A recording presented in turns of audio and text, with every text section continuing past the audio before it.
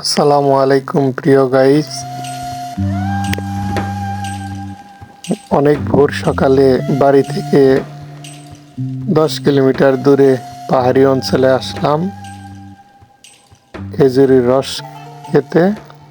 আপনারা আমাদের সাথেই থাকেন, কিভাবে খেজুরের রস সংগ্রহ করে আজকে আমরা দেখব। আমরা এখন আছি ঘাটাইল থানা মাইদেরচালা এলাকায়। সেই সেনাবাহিনী টিলায়। যাই হোক, আমরা সামনে যাচ্ছি। সামনে দেখতে পাচ্ছি একটি কাঁটাতারের বেড়া, এর ভিতরে মনে হয় প্রবেশ নিষেধ। যাই হোক, আমরা যাব না, আমরা খেজুরের রস সংগ্রহ করে দেখব। ইতিমধ্যে দেখতে পাচ্ছেন ছোট ছোট পোলাপান কিভাবে খেজুরের রস সংগ্রহ করে। এরা বিকালে সন্ধ্যায় দিয়ে যায়, পরের দিন ভোর সকালে এরা রস সংগ্রহ করে।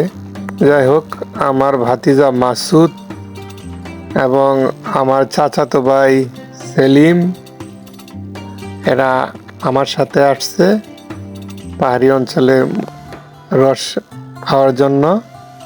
যাই হোক, আমরা খাবো এবং বাড়িতে নিয়ে যাব। 6 লিটার আমরা বাড়িতে নিয়ে যাব।